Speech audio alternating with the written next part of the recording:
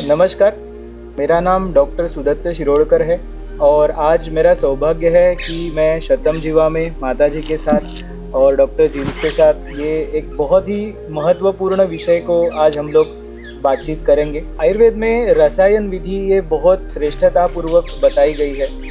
आयुर्वेद की चिकित्सा का शुरुआत ही रसायन विधि से होता है, तो इसी पे आज प्रकाश डालने के लिए और बहुत इम्पोर्टेंट चर्चा करने के लिए आज हम लोग यहाँ पे मिले हुए हैं। सो आप दोनों का स्वागत है इस चर्चा में।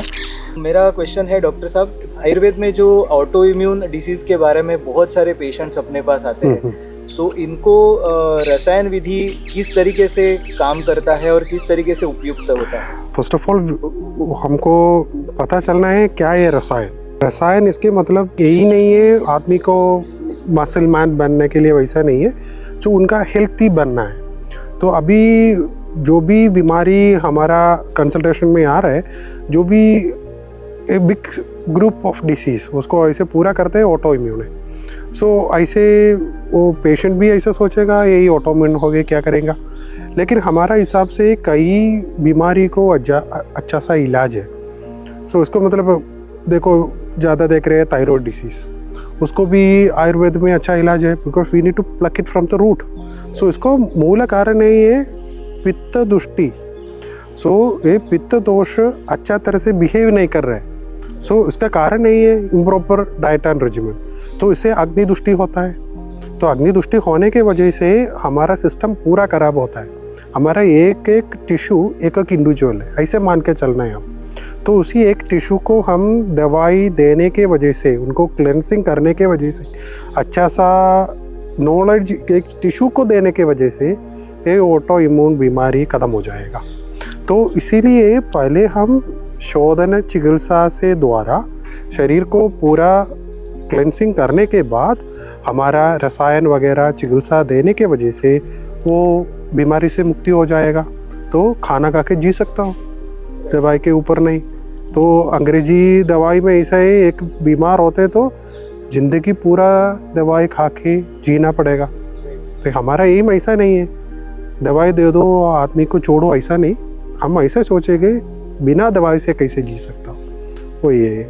बिल्कुल सही कह रहे हैं आप।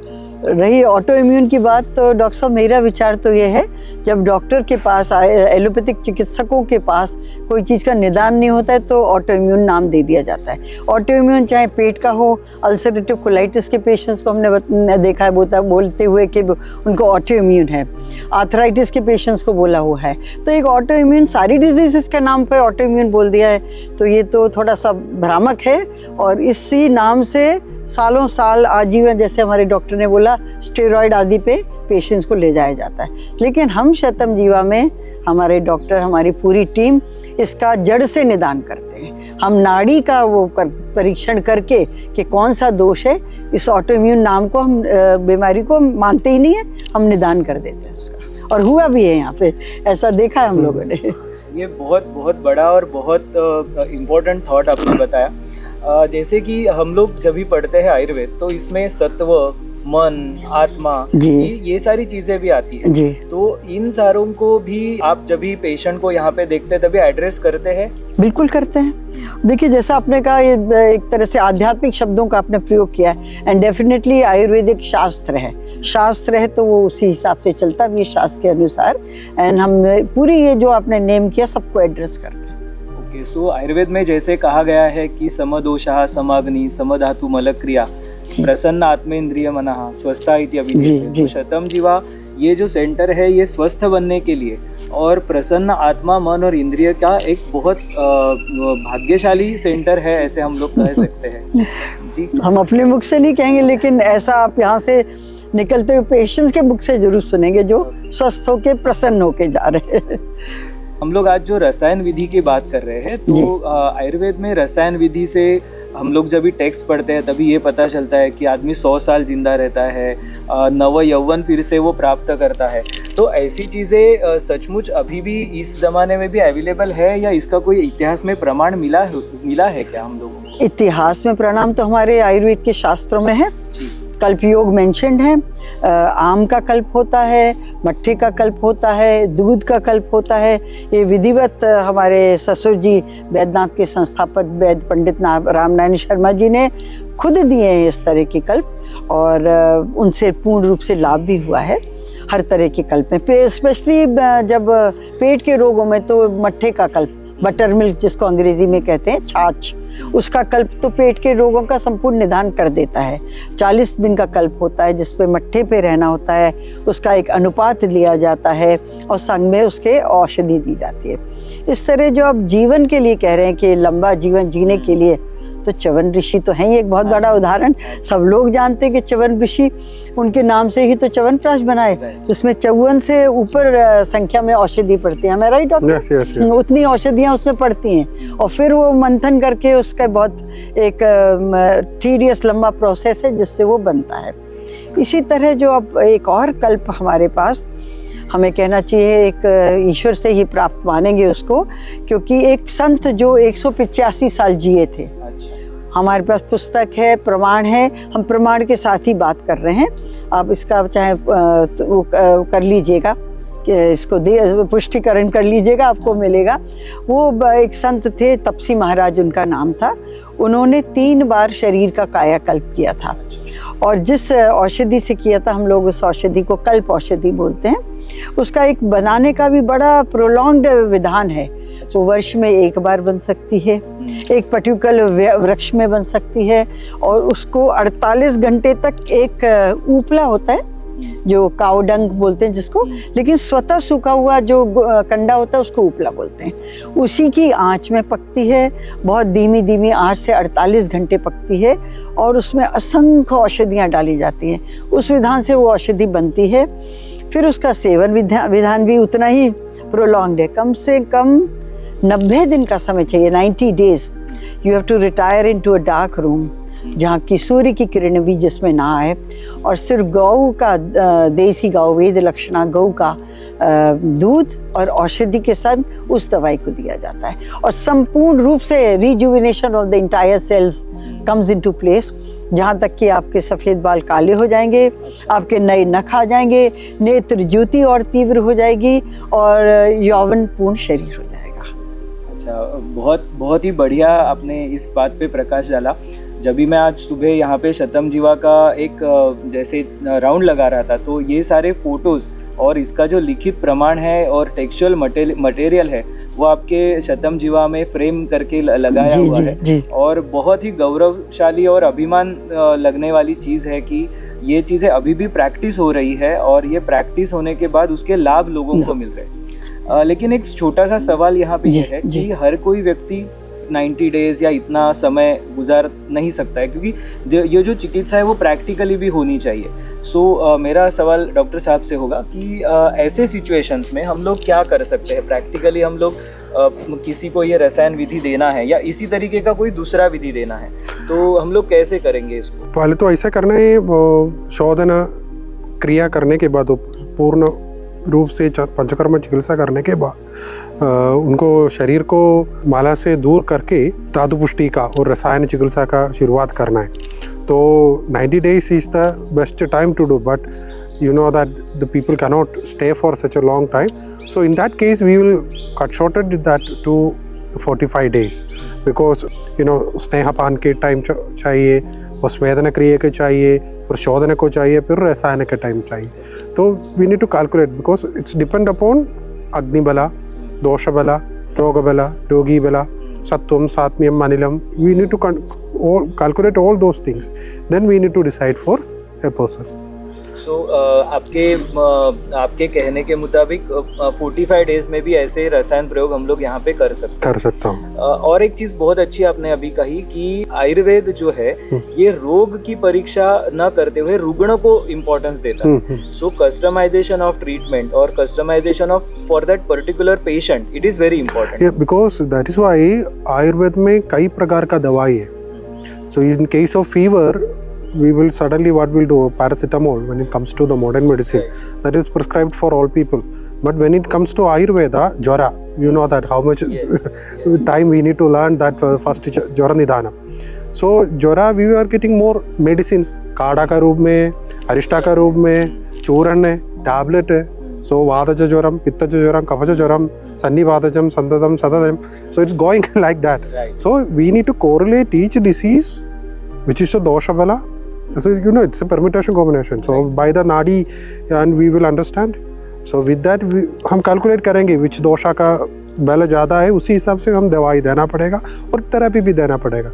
So जैसे एक थेरेपी एक आदमी के लिए है, लेकिन एक थेरेपी कई आदमी के लिए हो नहीं सकता है. So because same disease, winter treatment is different and summer treatment is different. Very rightly said. And आपने बहुत स्पेसिफिकली ये बात कही कि हम लोग पेशेंट सेंट्रिक ट्रीटमेंट यहाँ पे शतम जीवा में करते हैं, जिसका जो फलश्रुति है या जिसका जो सक्सेस रेट है वो बहुत ज़्यादा मिलेगा. तो एक क्वेश्चन और है कि जैसे देखिए आजकल आप किसी भी पेशेंट का ब्लड टेस्ट करते हैं तो उसमें विटामिन की कमी आती है, विटामिन D3 हो गया, B12 हो गया, कैल्शियम की कमी आती है. मोस्टली जो सबर्बन अर्बन एरियाज़ है वहाँ पे तो ये दिखाई देता है, और उनको एलोपैथी प्रैक्टिशनर्स कैल्शियम की दवाई या विटामिन की दवाई दे देते हैं. तो क्या हम लोग बोल सकते हैं कि ये पूर्ण रूप चिकित्सा है? क्योंकि वो सिर्फ विटामिन देने से उनकी बाकी बॉडी में जो कम एलिमेंट्स है वो तो भरेंगे नहीं, और वहाँ पे जब तक मेरा ख्याल है कि वहाँ पे ये रसायन कल्प इस्तेमाल करना बहुत ज़रूरी है. सो आप माताजी थोड़ा इस पे कुछ बताएंगे? देखिए, अगर बहुत ज़्यादा डिफिशिएंसी है तो इनिशियली अगर दवाई दे रहे हैं दे दें, लेकिन हम तो फिर रूट पे जाएंगे कि क्यों इनको ऑस्टियोपोरोसिस है तो हम उसकी दवाई देंगे, क्यों इनको कैल्शियम एब्जॉर्प्शन नहीं हो रहा है उसकी दवाई देंगे, और उससे लाभ भी होता है. आप बिलीव करेंगे, क्रैम्प्स किसी को आते हैं, हमारे डॉक्टर तिल देते हैं और तिल देने में 7 दिन के अंदर उसके क्रैम्प्स कम हो गए. और क्रैम्प्स के लिए आप लोग एलोपैथिक देंगे तो हमारी डॉक्टर की दवाई लीजिए, जो देखेंगे कि आपके बॉडी में डिफिशिएंसी क्यों है. तो हमारी औषधि से, हमारे खान पान से, हमारी रहनी ठीक करने से हमारे डॉक्टर उसको एड्रेस कर लेते हैं, तो हमें उस पर नहीं जाना पड़ता है. लोगों का ध्यान यहाँ पे आना बहुत ज़रूरी है कि जो विटामिन या कैल्शियम आपके शरीर से कम हुए हैं उसी को सिर्फ ठीक ना करो, तो आपके रूट कॉज को ठीक करो कि आपकी पूरे बॉडी उसमें, आपका पूरे शरीर उसमें स्वस्थ रहे. जी जी. शतम जीवा में हम लोग जो पंचकर्म करते हैं, सो ये पंचकर्म का कुछ और रूट कॉज ट्रीटमेंट के हिसाब से और कुछ केसेस आपके पास हुए हो तो वैसे कुछ केसेस आप बता सकेंगे कि इसमें सक्सेस बहुत अच्छा मिला था हम लोगों को? हमको ऐसे केसेस ज़्यादा मिल रहे हैं क्रोनिक कंडीशंस का. Arthritis cases, thyroid cases, type 2 diabetes cases, certain types of neurological diseases like Parkinson and all. So we can do a very good therapy for them with Ayurvedic medicines. Initially they will come with a n number of allopathic medicines. Gradually we can cut short it. So that is a big help to the patient, those who are coming here, because the tablets which you are giving, just as you said, if a person is consuming vitamin D or if a person is taking Syndopa, so that is the chemical that which the body is lacking of. तो उस दवाई को हम देने के से भी बढ़ते बढ़ते जाना पड़ेगा.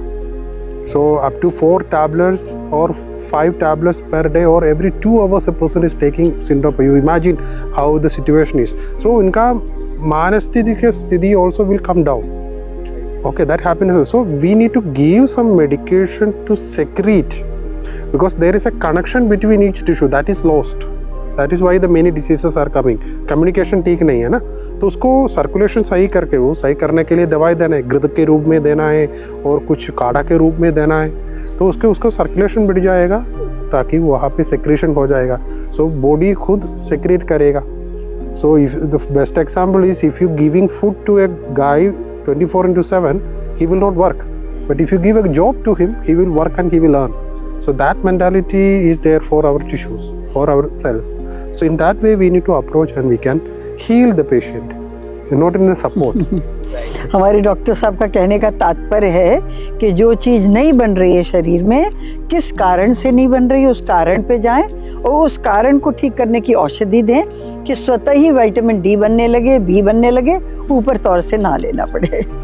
और जैसे हम लोग ने अभी चर्चा के दौरान किया कि प्रसन्न आत्म इंद्रिय मनः, तो वर्ल्ड हेल्थ ऑर्गेनाइजेशन भी यही कहता है, health is not just मियर absence of disease but it is connection between mind and everything. So psychologically और फिजिकली आदमी फिट होना ये बहुत जरूरी है। जी माता जी, हम लोग ने जैसे च्यवनप्राश कल्प की बात की, जी तो च्यवनप्राश में आंवला ये इम्पोर्टेंट इंग्रेडिएंट है और बहुत सारी अदर इंग्रेडिएंट्स भी। जी और ऐसे ही बहुत सारे कल्प चरक के चिकित्सा स्थान में वर्णित है, जी। जिसमें एक आमल की रसायन है। जी जी और बिल्कुल। ये बहुत ही फेमस कल्प है और आमल की रसायन बनाने की विधि जो है ये जी। बहुत स्पेसिफिक है और साइंटिफिक है, मैं बिल्कुल बोलूंगा। बिल्कुल। तो माता जी, आप थोड़ा सा इस पे कुछ प्रकाश डालेंगे कि आमल की रसायन कैसे बनता है और या उसका उपयोग कैसे किया जाएगा, उसके जी। बेनिफिट्स क्या है? अमल की रसायन वही अगेन बनाना बिल्कुल काफ़ी समय लगता है। आंवले के चूर्ण को आंवले के रस में गलाते हैं और जब वो सूख गया चूर्ण, फिर दोबारा आंवले का रस, इसको भावना देना बोलते हैं आयुर्वेद में। तो इस तरह की 7 से 9 से लेकर 11 भावना, मतलब 11 बार आपने आंवले के चूर्ण में आंवले का रस डाला, उसको पूरा इवेपोरेट सूखने दिया अंदर डे लाइट में, सनलाइट में नहीं। फिर दोबारा इस तरह से 11 बार 9 बार कम से कम तो करना ही चाहिए। वो भावना देने पर जो आंवले का चूर्ण तैयार होता है वही अमल की रसायन होता है। और ये बहुत सारी डिफिशिएंसीज हमारे, चाहे विटामिन सी की, तो ऑब्वियसली सभी जानते हैं कि आंवला एक ऐसा विटामिन सी है जिसको उबाल लीजिए, सुखा लीजिए, पिघला लीजिए, लेकिन उसका विटामिन सी नष्ट नहीं होगा। अदरवाइज आप सिट्रस को काट के रख दीजिए, उसका विटामिन सी कम हो जाता है फल को काट के रखने से। लेकिन आंवला एक ऐसा है विटामिन सी जो नष्ट नहीं होता है। उससे फिर उसकी जो टैबलेट बनाना है या चूर्ण लेना है, अमल की रसायन जो बनाए, नेत्र रोगों में, पित्त रोगों में, अनेक रोगों में, डाइजेशन में, हर चीज़ में। और स्किन तो इतना ग्लो करेगी, लोग इतने चीज़ें आजकल फेस को ग्लो करने को लगाते हैं और खाते हैं, लेकिन ये स्वतः ही आपकी स्किन को भी ग्लो करेगी। ये है अमल की रसायन। तो ये अंदरूनी खूबसूरती का राज आपने आज बता दिया। और जैसे अमल की है, ये मेध्य रसायन भी है, स्मृति, जी, बुद्धि, बिल्कुल। प्रज्ञा, ये सारे चीजों के लिए भी बहुत ये है। So thank you so much माता जी, और थैंक यू आपने रसायन विधि और पंचकर्म के बारे में बहुत अच्छा विचार प्रदर्शित किया, जो सारे सामान्य जन को ये बहुत उपयोगी पड़े। ओके।